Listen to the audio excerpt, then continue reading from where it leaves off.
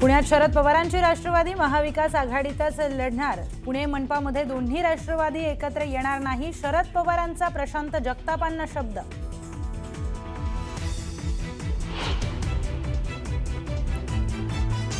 उपमुख्यमंत्री एकनाथ शिंदेंच्या हस्ते डोंबिवलीमध्ये विकास कामांचं उद्घाटन। उद्घाटनाच्या कार्यक्रमाला रवींद्र चव्हाणांनाही आमंत्रण। रवींद्र चव्हाण कार्यक्रमाला उपस्थित राहणार का याकडे लक्ष।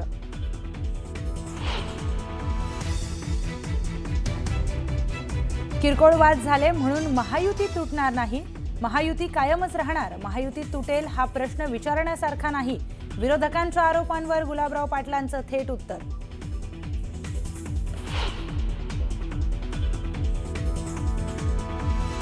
तपोवनमधील वृक्षतोडीच्या मुद्द्यावरून मनसे आक्रमक। एकाही झाडाला हात लावू देणार नाही, अन्यथा अधिक तीव्र आंदोलन। मनसे नेते अमेय खोपकरांचा इशारा।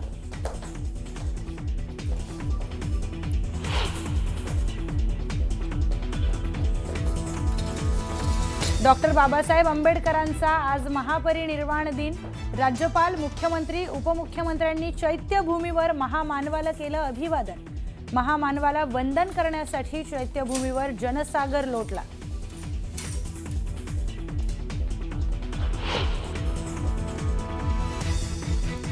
दादर मेट्रो स्टेशनला चैत्यभूमी नाव द्या, डॉक्टर नरेंद्र जाधव यांची मुख्यमंत्र्यांसमोर मागणी।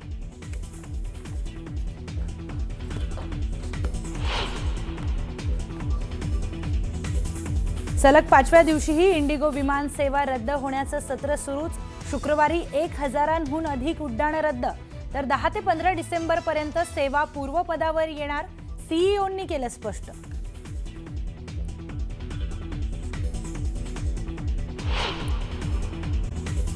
तपोवनातील प्रस्तावित वृक्षतोडीला मनसेनं विरोध केलेला आहे। मनसेच्या चित्रपट सेनेचे अमेय खोपकर यांनी तपोवनातल्या वृक्षतोडीचा विरोध केला।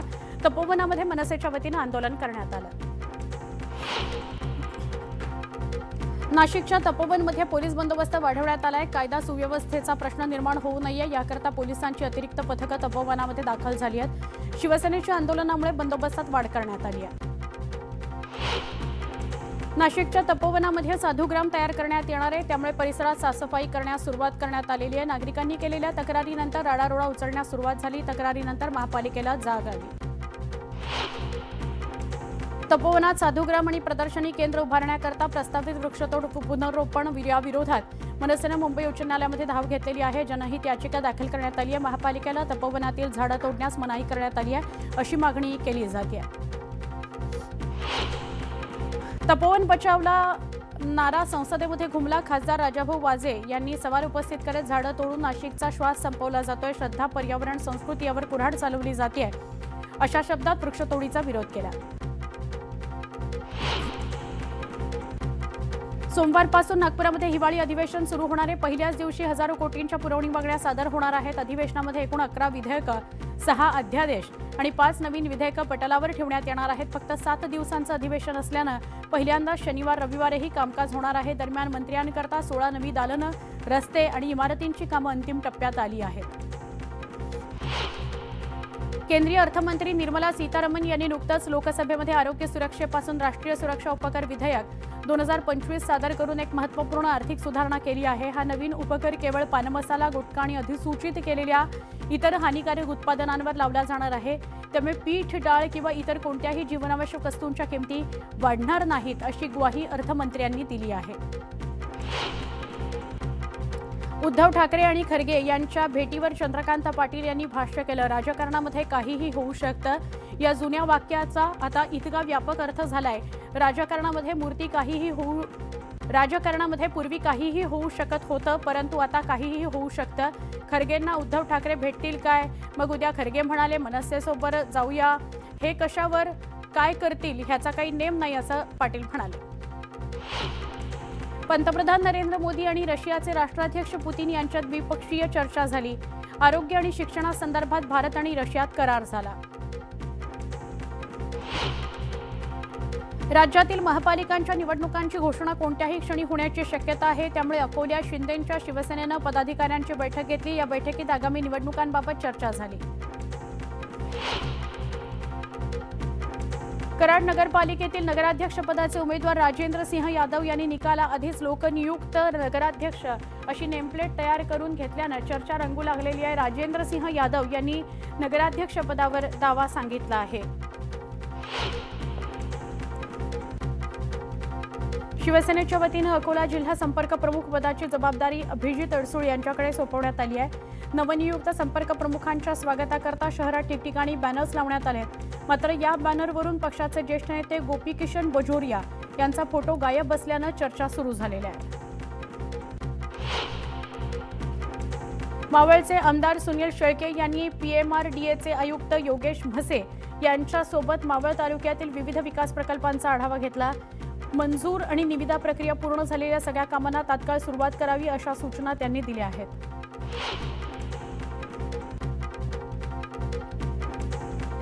डॉक्टर बाबासाहेब आंबेडकरांचा आज 69वा महापरिनिर्वाण दिन आहे. त्यामुळे दादरच्या चैत्यभूमीवर महामानवाला वंदन करण्याकरता लाखो अनुयायांनी गर्दी केली. राज्याच्या कानाकोपऱ्यातून भीमसैनिक चैत्यभूमीवर दाखल झालेत. सुरक्षिततेकरता पोलिसांचा तगडा बंदोबस्त तैनात करण्यात आला आहे.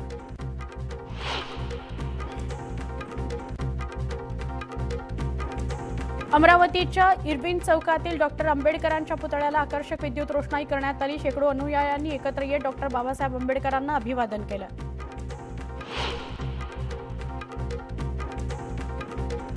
अकोल्यामध्ये बौद्ध महासभेच्या वतीनं भव्य कॅन्डल मार्च काढण्यात आला. यावेळी डॉक्टर बाबासाहेब आंबेडकरांना धम्मचक्र पुष्प अर्पण करून अभिवादन करण्यात आलं. रत्नागिरी जिल्ह्यातील दापोलीमध्ये महामानव डॉक्टर बाबासाहेब आंबेडकरांच्या महापरिनिर्वाण दिनानिमित्त आंबेडकर उद्यानामध्ये आंबेडकरांना वंदन करण्यात आलं. यावेळी पुतळ्याला अभिवादन करत कृतज्ञता व्यक्त करण्यात आली. डॉक्टर बाबासाहेब आंबेडकरांच्या 69व्या महापरिनिर्वाण दिनानिमित्त मनमाडमध्ये कॅन्डल मार्च काढण्यात आला. यावेळी डॉक्टर आंबेडकरांना अभिवादन करण्यात आलं. महापरिनिर्वाण दिनानिमित्त मनमाडमध्ये रेल्वे कर्मचाऱ्यांनी पंचवटी एक्सप्रेसवर डॉक्टर आंबेडकरांच्या पूर्णाकृती प्रतिकृतीला अभिवादन केलं. शेकडो अनुयायांनी एकत्र येत अभिवादन केलं. डॉक्टर बाबासाहेब आंबेडकर यांच्या 69व्या महापरिनिर्वाण दिनानिमित्त चैत्यभूमीवर निर्माण होणारी गर्दी लक्षात घेता वाहतूक पोलिसांनी दादरमधील विविध मार्ग बंद केले आहेत. त्या अनुषंगानं 5 ते 7 डिसेंबर या कालावधीमध्ये दादरमधील वीर सावरकर मार्ग, रानडे रोड, SK बोल रोड, ज्ञानेश्वर मंदिर यासह विविध मार्ग वाहतुकीकरता बंद करण्यात आलेले आहेत. पुणे जिल्ह्यात रिंग रोडचं काम वेगानं सुरू आहे. रिंग रोड मंजूर झाल्यापासून 18 महिन्यांमध्ये 18% काम पूर्ण झालंय. त्यामुळे आता नवा 120 किलोमीटरचा रिंग रोड लवकरच पुणेकरांच्या सेवेत येणार आहे. इंडिगो विमान सेवेवर देशभरामध्ये झालेल्या परिणामाचा शुक्रवारी सर्वाधिक फटका प्रवाशांना बसला. देशभरातील 1000हून अधिक इंडिगोची उड्डाणं शुक्रवारी रद्द झाली असून शनिवारनंतर याचे परिणाम हळूहळू कमी होतील अशी माहिती इंडिगोचे मुख्य कार्यकारी अधिकारी पीटर एल्बर्स यांनी दिली आहे. 10 ते 15 डिसेंबर दरम्यान ही सेवा पूर्वपदावर येऊ शकते असा अंदाज त्यांनी वर्तवलाय. पुणे विमानतळावरील विमानसेवा आजही काही प्रमाणात विस्कळीत होण्याची शक्यता आहे. विमानसेवा खोळंबल्यानं काल रात्री देखील अनेक प्रवाशांना मनस्ताप सहन करावा लागला. काल दिवसभरात पुण्यातील 42 उड्डाणं रद्द झालेली आहेत.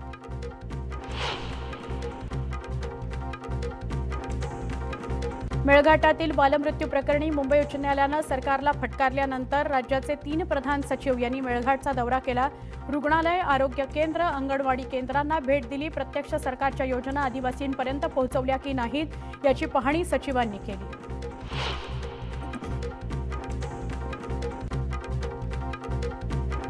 छत्रपती संभाजीनगर महापालिकेमध्ये लिपिक पदावर कार्यरत असलेल्या 29 जणांना टायपिंगच येत नसल्याची बाब समोर आली. अतिरिक्त आयुक्तांनी या सगळ्यांना कारणे दाखवा नोटीस बजावली. 8 महिन्यांमध्ये 4 वेळा परीक्षा घेतल्यानंतरही लिपिक उत्तीर्ण न झाल्यानं 7 दिवसांमध्ये लेखी खुलासा द्या असं त्यांना सांगण्यात आलेलं आहे. शीतल तेजवानीच्या राहत्या घराची पुणे पोलिसांकडून झाडाझडती घेण्यात आली. मुंढवा जमीन घोटाळा प्रकरणी तेजवानीच्या घराची तपासणी करण्यात आली. घराबाहेर पोलीस बंदोबस्त तैनात करण्यात आला होता. शीतल तेजवानीनं तपासात सहकार्य न केल्याची माहिती पोलिसांनी दिली आहे.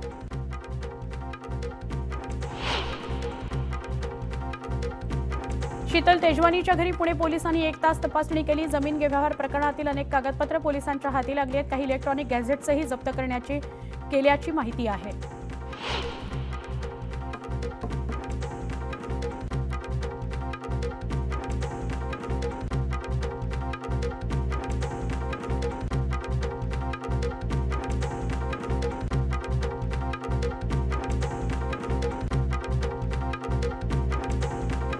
मुंबई महापालिका प्रशासन आणि कामगार संघटनांमध्ये पूर्वी झालेल्या करारानुसार लाडपागे समितीच्या शिफारसी लागू करण्याबाबत संघटनांच्या प्रतिनिधींची समिती आणि महापालिका अधिकाऱ्यांमध्ये नुकतीच एक बैठक पार पडली.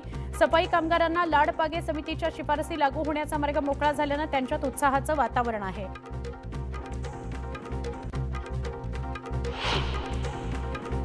इथे एक छोटासा ब्रेक. पहा फक्त न्यूज 18 लोकमत.